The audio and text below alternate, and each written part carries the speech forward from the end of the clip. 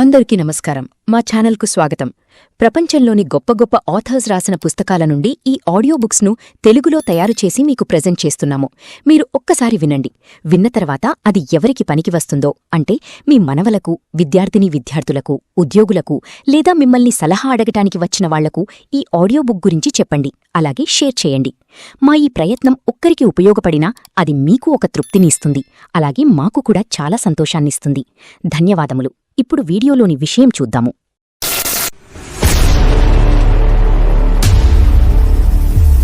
ఒక్కసారి ఊహించుకోండి, మనం మన కెరియర్లో అత్యున్నత శిఖరంలో ఉన్నామనుకుందాం. కరెక్ట్. కోర్టు గదిలో అందరి దృష్టి మనమీదే ఉంది. ఒంటిమీద $3,000 ఖరీదైన అర్మానీ సూట్, చేతిలో బహుశా అత్యంత ముఖ్యమైన కేసు. అంత పర్ఫెక్ట్ అనుకునేలోపే ఒక్కసారిగా గుండెపోటుతో అక్కడే కుప్ప కూలిపోవడం. వినడానికే చాలా భయంగా ఉంది గదూ? నిజంగానే 53 ఏళ్ల వయసులో అలా జరగడం అంటే మామూలు విషయం కాదు. అవును. కానీ రాబిన్ శర్మ రాసిన అత్యంత popular book the monk who sold his ఫెరారీలో మెయిన్ క్యారెక్టర్ అయిన జూలియన్ మాంటిల్ జీవితంలో జరిగింది అక్షరాల ఇదే. బయట ప్రపంచం దృష్టిలో అతను సూపర్ సక్సెస్, కానీ లోపల పూర్తిగా కాలిపోయిన బూడిదలాంటి పరిస్థితి అండి. ఎగ్జాక్ట్లీ. సరే, దీన్ని వివరంగా విశ్లేషిద్దాం. ఈరోజు ఈ పుస్తకంలో దాగి ఉన్న అసలైన సత్యాలను, ముఖ్యంగా ఆ హిమాలయాల్లోని సివానా సాధువుల దగ్గర జూలియన్ నేర్చుకున్న ఆ 7 గుప్త సంకేతాలను కాస్త లోతుగా అర్థం చేసుకుందాం. తప్పకుండా. జూలియన్ స్టోరీ మనందరికీ ఒక పెద్ద అలారం లాంటిది అని చెప్పాలి. రోజుకు 18 గంటలు పనిచేస్తూ తీవ్రమైన ఒత్తిడితో 53 ఏళ్లకే 70 ఏళ్ల వృద్ధుడ్లా మారిపోయాడు కదా. అవును, 18 గంటలంటే మాటలు కాదు. ఇక్కడ అత్యంత ఆశ్చర్యకరమైన విషయమేమిటంటే, కోర్టు గదిలో అతనికొచ్చింది కేవలం ఫిజికల్ హార్ట్అటాక్ మాత్రమే కాదు. అది అతని మైండ్, బాడీ, లైఫ్ అన్నీ ఒకేసారి ఇక నా వల్ల కాదు అని చేతులెత్తేసిన పరిస్థితి. ఆ తర్వాతే అతను తన లగ్జరీ లైఫ్ని, ఆఖరికి తన ఫెరారీ కారును కూడా అమ్మేసి హిమాలయాలకు వెళ్లడం జరుగుతోంది. రైట్. అక్కడే యోగి కృష్ణన్ మరియు యోగి రామన్ల ద్వారా మార్గదర్శకత్వం పొందుతాడు. బయటి ప్రపంచంలో ఎంత విజయం సాధించినా మన లోపలి ప్రపంచం ప్రశాంతంగా లేకపోతే అదంతా వృధా అనేది వాళ్ల తత్వం. జూలియన్ పరిస్థితిని చూస్తుంటే నాకొకటే గుర్తొస్తోంది. మనం వాడే స్మార్ట్ ఫోన్లో బ్యాటరీ పూర్తిగా అయిపోయి ఎప్పుడో ఒకప్పుడు స్విచ్ ఆఫ్ అయిపోయే దశలో ఉంటే ఎలా ఉంటుందో అచ్చం అలాగే అనిపిస్తోంది గదా. కరెక్ట్గా చెప్పారు. భౌతిక సంపద అంతా ఉన్నా కూడా లోపల ఒక శూన్యత ఆవరించి ఉంటుంది. ఇన్నర్ వరల్డ్లో స్ట్రాంగ్ ఫౌండేషన్ లేకపోతే మనిషి ఇలాగే క్రాష్ అవుతాడు. అవును, కానీ నాకు అర్థం కాని విషయమేంటంటే, ఆ శివన సాధువులు చెప్పిన మొదటి సింబల్ ఒక అందమైన ఉద్యానవనం లేదా తోట.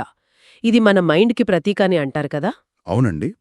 ఒక తోటమాలి కలుపు మొక్కలను పీకేసినట్టు మన మైండ్లో నుంచి ఆందోళన, భయం లాంటి నెగటివ్ థాట్స్ని పీకేయాలి అంటారు వాళ్ళు. కానీ ఇక్కడే ఒక ప్రాక్టికల్ డౌట్ వస్తుంది.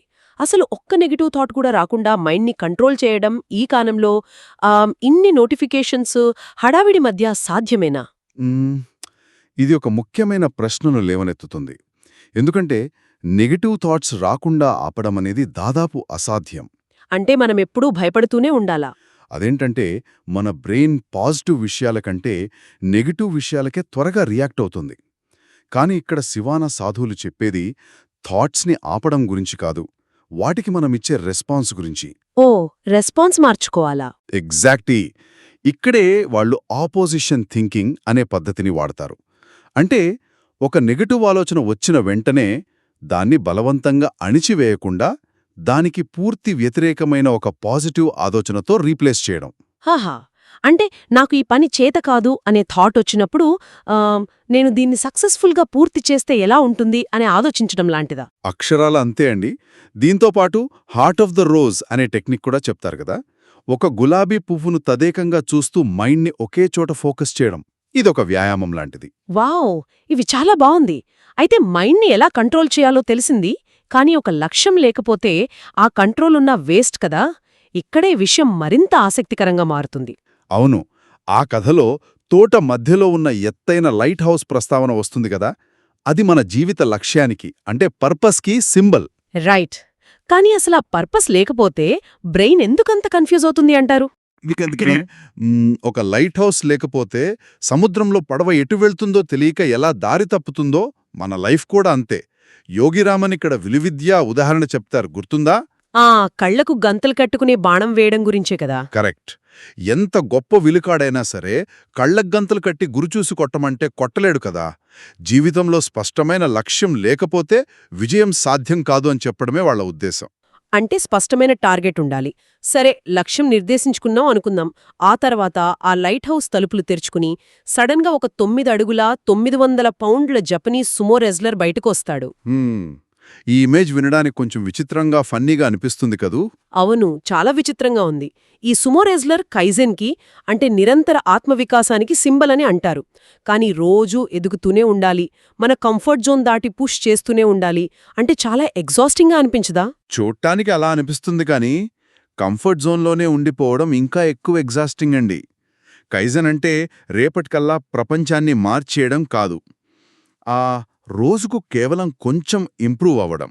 ఓ, అంటే ఈరోజు 10 పుషప్స్ చేస్తే రేపు 11 చేయడం లాంటిది అన్నమాట. ఎగ్జాక్ట్లీ. మనసుకు, శరీరానికి, ఆత్మకు మధ్య ఒక అనుసంధానం తీసుకురావడం. ఈ చిన్న చిన్న పనులు మనకు తెలియని ఒక స్థిరమైన కాన్ఫిడెన్స్నిస్తాయి. బాగా చెప్పారు. కానీ దీన్ని కంటిన్యూ చేయడానికి ఆ సూమో రెజ్లర్ ధరించిన గులాబీ రంగు వైర్ కేబుల్ మనకు అవసరమవుతుంది. అది క్రమశిక్షణకు సింబల్ కదా.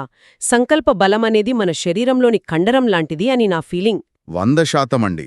దాన్ని ఎంత ఎక్కువగా ఉపయోగిస్తే అంత దృఢంగా మారుతుంది, ఉపయోగించకపోతే బలహీనపడుతుంది. శివానా సాధువులు ఈ విల్ పవర్ని పెంచుకోవడానికి ఒక ఇంట్రెస్టింగ్ టెక్నిక్ వాడతారు. అదేంటది?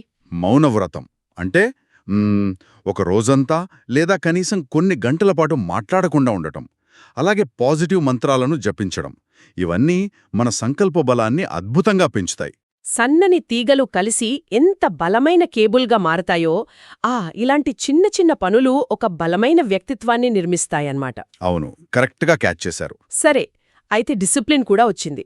కానీ కథలో ఆ సుమో రెజ్లర్ కింద పడిపోయినప్పుడు ఒక బంగారు స్టాప్ వాచ్ దొరుకుతుంది. ఇది సమయానికి ప్రతీక కదా.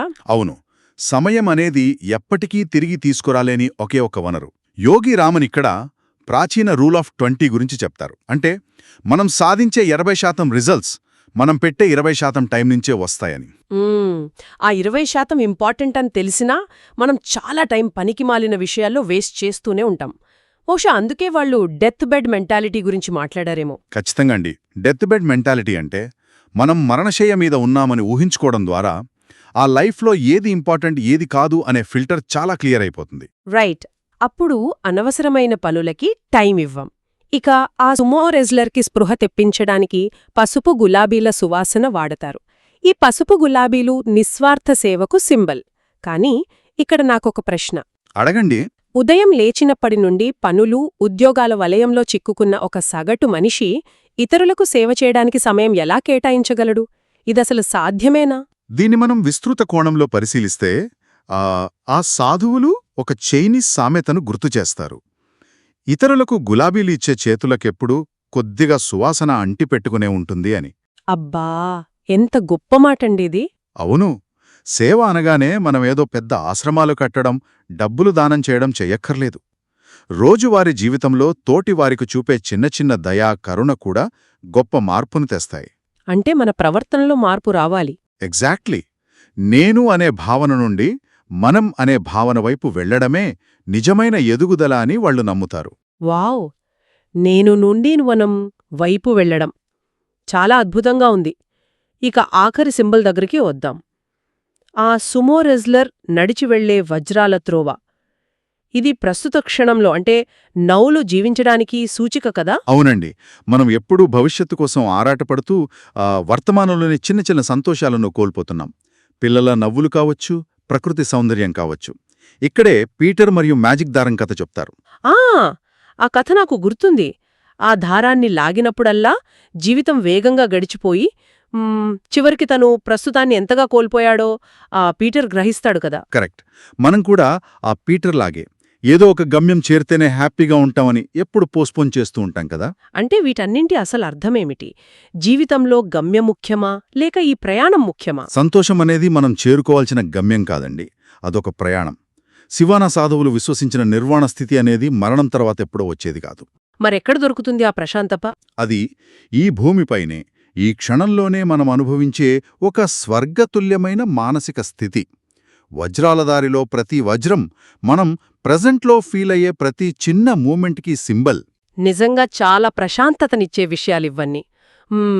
అంటే ఒత్తిడితో కూడిన ఈ ఆధునిక యుగంలో జూలియన్ మాంటిల్ పొందిన అద్భుతమైన మార్పు కేవలం ఒక కథ కాదు, అదొక అమూల్యమైన నిధిలాంటి ఫార్ములా అని చెప్పొచ్చు.